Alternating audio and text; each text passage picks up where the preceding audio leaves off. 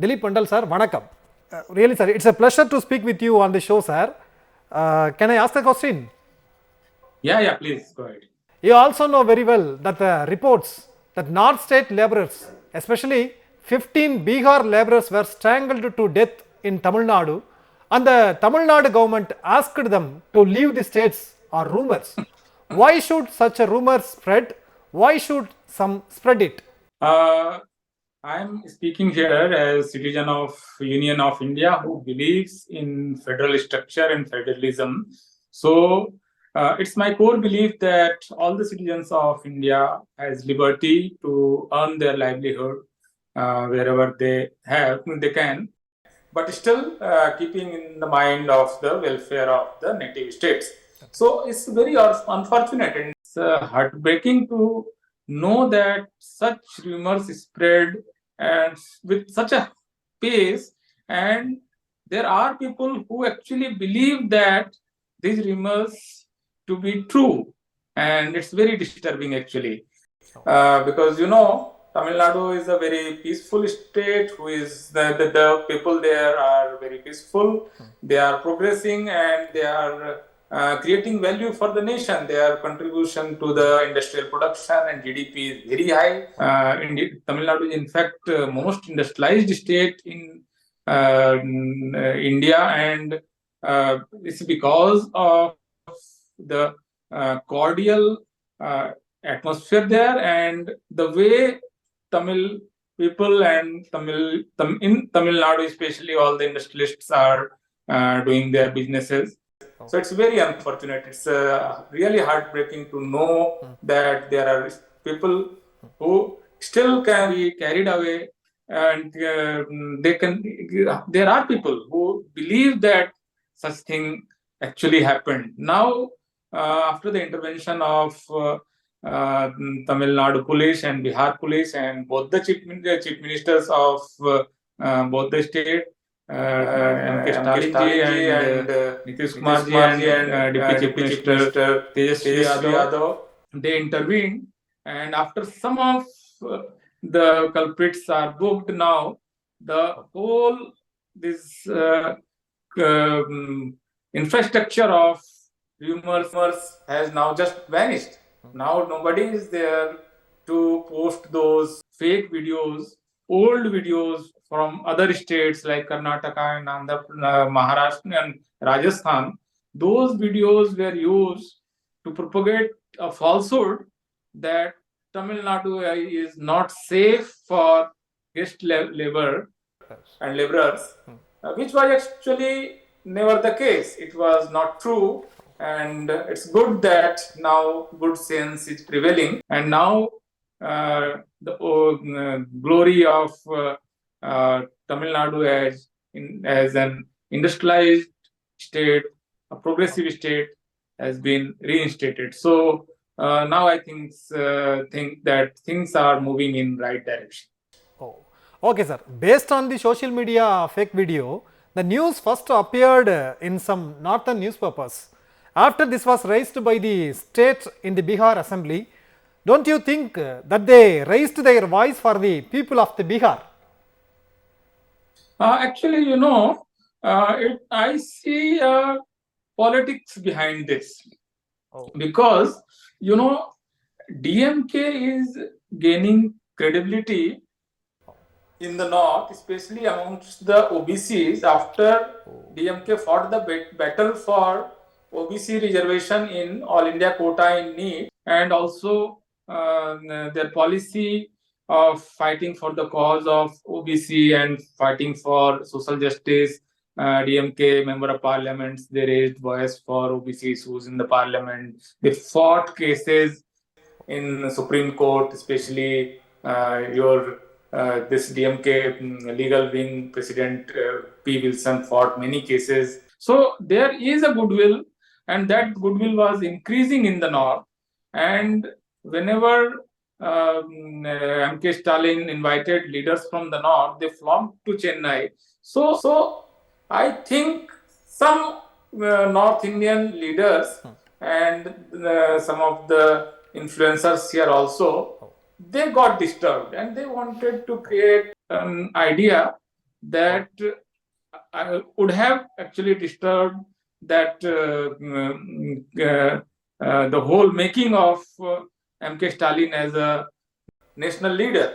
So this was an idea to create an atmosphere where people in the north would have thought that everything is not good in Tamil Nadu. So it was, I think, political also. It was not only because of some YouTubers, some social media persons, and some newspapers publishing fake news. It's not that simple. It was not that simple an idea. It was an idea to create animosity between people of Tamil Nadu and people of North India. And incidentally, both the states involved, Tamil Nadu and Bihar, both the states are at this juncture of history being ruled by forces of social justice. So it was pre-planned. I think the police inquiry will reveal what actually happened behind the curtains, who were the perpetrators and players, who created this whole lot of infrastructure of fake news, who propagated. And I think later on, during investigation, police investigation and police investigation in Bihar also and Tamil Nadu, they will find out who were the people who actually did this mischief and created havoc, tried to create havoc amongst the people. Okay, sure, sir. If we understand that BJP did politics in this issue, is this against for Nitish and Tejasvi or against for Tamil Nadu Chief Minister MKStalin? I think immediate target of whole this rumor mongering and misinformation and malinformation and fake news, immediate target was Bihar government, because the timing of this whole fake news thing, when Tejasvi Yadav actually went to Tamil Nadu for 70th year birthday celebration of MKStalin, that was the time. Yes. So timing was very important, and that time, and the whole thing started in Bihar by some YouTubers. All those YouTubers are now has been booked by Bihar government, and some of them were also booked by Tamil Nadu police also. So the whole thing started in Bihar by some YouTubers who are aligned with BJP. So their immediate target, I think, to best of my knowledge, they tried to target especially Tejasvi Yadav, because he is a rising force in Bihar, committed to social justice. So that is my understanding of the things at this juncture. Okay, sir. Mallikarjuna Kharge, Tejasvi, Akhilesh, and Farooq Abdullah or others participated and spoke at Chief Minister MKStalin's birthday celebration general meet. The next day, BJP stirred up such an issue. How can we understand this? Exactly. So how can we understand this? Because 2024 elections are on the cards, and the nation and all political parties are now preparing for the 2024 general election. And Tamil Nadu Chief Minister is emerging as he and the party is emerging as a glue or some force which can unite all these forces. So I think the whole idea is to discredit his idea of governance, the idea of Dravidian model, blending growth with social justice, all these good ideas. These ideas are creating a whole lot of goodwill amongst the North Indian population also. So two ideas may go for contestation in 2024 election. One is Hindutva idea and other is Dravidian model. So I think there is a design, there is a conspiracy to subvert the goodwill created around Dravidian model, because that model is actually delivering in the arena of health, education and creating jobs, industrialization, urbanization, all these parameters, if you see, Tamil Nadu and to some extent Kerala, these two states are performing better than many of the North Indian states.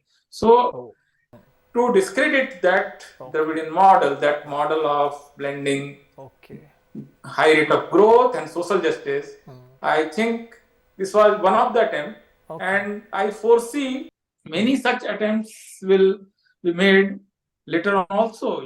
This might not be the last effort to discredit Dravidian model. Sure, sir. Some newspapers and social media which published a video and news about this issue mentioned that it is against the Hindi speaking workers. What is their purpose? Then again, this is the same issue. They can't tolerate MKStalin and the idea of Dravidian model going north. You know, now at least one Tamilian thinker and ideologue, Periyar is now gaining currency in the north. Many books are now being published in the north about the work and ideology of Periyar. So these things are actually creating ripples, and all casteist forces are now rattled that if idea of Periyar travels to north, because that is the idea of egalitarianism and equal rights for men and women and for growth and social democracy and all these ideas, I think, may dismantle the casteist infrastructure in the north. So, to create discord among north and south, because whichever state is more industrialized, it's given that people from less industrialized states will travel to those states. This is happening globally. Why Indians are going to US or France or Italy or for Britain for that matter. So this is a global process of the labor or cheap labor traveling to industrialized areas, and that is good for the industrialized area also, because they are getting comparatively cheap labor. But yes, at the same time, those labor are eating into the prospects of the native people. So some discord of some sort happens everywhere. It's for the state and administration to see that these things are within the frame of constitution and law. So I think Tamil Nadu, at least in this whole controversy, acted very wisely, and Tamil Nadu Chief Minister appealing to North and putting his message through social media and other platforms, and that is reaching to the North, is actually created right sort of vibe. And now you see the whole murmuring and whole misinformation is just vanishing, as if it actually needed this sort of effort to disrupt this idea of fake news, and that actually happened. I think things from here will move forward and move for good. Okay, sir. Tamil Nadu BJP leader Anomaly initially said that he would support the state government in this matter, but later he said that DMK's policies like statehood and languages rights has created a big problem today. Some North Indian newspapers published Anomaly's tweets. Do you think Anomaly did the right thing? No, Anomaly's idea of nation and federalism is, I think, flawed, because state claiming their autonomy within the frame of constitution and within the idea of federalism is good thing. I don't see any problem. And Union of India is actually the way it was envisaged by our constitution makers. They created these avenues for debate and discussion. So, and even the idea of imposition of Hindi on other states is not at all a good idea. And at the end of everything, the idea of Annadurai and Periyar and later on Kalaignar Karunanidhi, that is the winning idea. All states are now following their own path of growth. They are propagating their own language. So this is the winning idea. Anomaly is actually siding with a losing idea, which is actually against the idea of federalism, which is there in Indian Constitution. To say that DMK is fighting for states' right, isn't all political forces should be doing that? Isn't that the right thing? So what Anomaly is saying, I can't understand the whole idea. Even BJP, when they were in different states and union was ruled by Congress and other forces, they were fighting for their rights. What is wrong in that? Is Gujarat during Narendra Modi period succumbed to the idea of Hindi imposition? Are not they teaching their students in the language of their own state? Is Gujarati not being practiced by Gujarati politicians? So what is wrong in claiming the whatever is rightful things, whatever their rights, whatever their share in national wealth, asking for that equitable distribution of tax money? These are so basic to the idea of federalism. I don't subscribe to the idea of Anomaly. Anomaly says that the workers of the North Indian states today are the most affected by DMK's survivalist politics, Hindi imposition. It is right to link Hindi imposition protest and fake news. No, look, Hindu imposition is per se a bad thing. Imposition of any language is bad thing. That should be the principal idea, and everybody should subscribe to that. Even now, union government says that they are not for Hindi imposition. That idea has vanished. That whole old idea of post-independent India is now no more valid. But if Tamil Nadu is at all bad for guest labor, Hindi-speaking labor, why people in such a large number are still going there? You go to any railway station in the northern Indian state, and you will find still, after all this rumor mongering and everything, you will find people still going to Tamil Nadu because of only one reason, that Tamil Nadu is one of the most developed state, and it's natural that comparatively cheap labor will flow from least developed areas to the developed areas. So Hindi imposition and is bad, and to link Hindi imposition bogey with all this rumor mongering is also bad. I don't see any correlation between all these things. Sure, sir. A question arises regarding this issue. Every state has a policy and many state parties run based on it. But can we expect the BJP to raise issues like this and propaganda that nationalism is the solution? Can we expect the BJP to campaign very hard as state parties are separatists? No, even if you go to BJP ruled state, they also have policies that government jobs will go to people of those states only. So this domicile policy is there in all BJP ruled states. Even in private jobs, Haryana government, which is ruled by BJP, that state, has a policy that even private enterprise will reserve positions for people of Haryana. So is that divisive? Is that separatism? So what BJP is doing in BJP ruled state, and they are preaching something else for other states, I think this is nothing but hypocrisy, dualism, and this is actually bad politics. They are doing the same thing. If just take the case of Maharashtra, they give jobs to Maharashtrians. So yes, this is so normal and natural. This is the most just thing.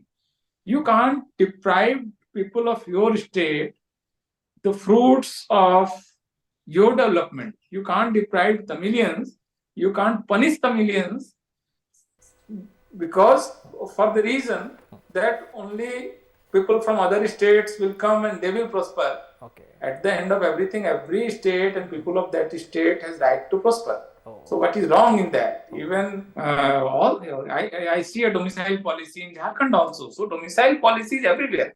People of that state will get right share in the wealth of that state. Isn't that very normal? Isn't that justice? Isn't that federalism? I think it's a good policy to reward your own people. State rewarding own people is not a bad thing, but at the same time, because of the federal structure, if labor from one state travels to other state, and if the industrialists or businesses are ready to employ them for whatever reason they know better, they should be welcomed. They are migrants always, with their skills and all that, they become part of the development processes. So, but again, this is for the state to decide how many of them they can accommodate. Is that impacting the demographic structure of the state? Is that impacting law and order situation and all that? So that is for the state to decide. That is federalism. Okay. The state should be given the task, or the state should have the right to decide whatever is good for the state and people. But only thing is that the basic core idea of federalism of that is enshrined in the Indian Constitution, that should be honored. So that should be a balance. There should be some balanced approach.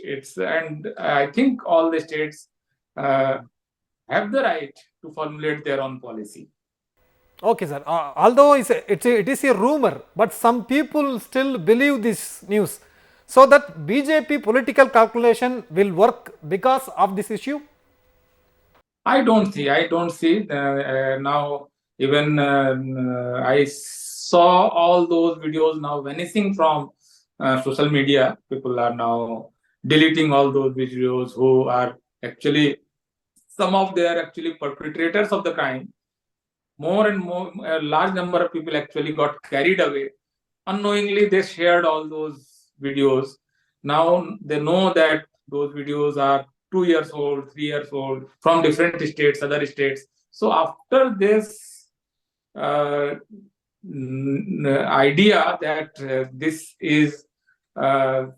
was some sort of mischief, this was actually propagated to create discord among communities. Now I don't see any reason that BJP will be benefited by this whole exercise. If at all they are behind this, I'm not blaming BJP that they actually did this rumor mongering, but they tacitly supported it, not directly, because they raised the issue of this violence in Tamil Nadu without verifying the facts. The issue was raised in Bihar Assembly. They should have asked their counterparts in Tamil Nadu. They should have formed team and went to all those areas from where these rumors are originating. Without doing this basic exercise, they latched on it as if they are going to benefit from this idea. They raised the issue in Bihar Assembly. But now I think that issue is now dying and it's reaching to its logical conclusion. BJP is not going to be benefited by this idea, because when the families back in Bihar, they will talk to laborers who are in Tamil Nadu, and when they talk to them, and they understand, they'll come to know that everything is not that bad or bad at all, or things are good, I think the things will move forward from here. People will move on. It is not going to stick for long, and this rumor mongering stopped because of the tough action of Tamil Nadu police and Bihar police. Okay, Tamil Nadu Chief Minister MKStalin said on his birthday that the 2024 election is not an election for who should become the Prime Minister, but an election for who should not. He continues to urge the secular forces to stand together. What is your opinion about his national politics strategies and his importance on national politics? Look, the idea of MKStalin, I summarize that idea with three core philosophies. One is social justice, two is secularism, three is growth. So this is actually an unique idea. This is an idea which can deliver good to the people of India as a whole. So I think 2024 can be a battle of two ideas: the Hindutva ideology, which is putting so much emphasis on Hindu-Muslim binaries and all that, and whereas this Dravidian model, this idea is propagating the idea of blending growth, social justice, and secularism. So I wish that all opposition parties will subscribe to the idea of Dravidian model and idea of MKStalin ji, and that idea will prevail. So my best wishes to DMK and MKStalin, and I also think not because because of the political reason. I have a conviction that this idea can take India forward as a country, as a nation, and make India prosperous and happy also. So I wish this idea all the best. Thank you so much, sir. It was a pleasure to speak with you on this show. Thank you so much.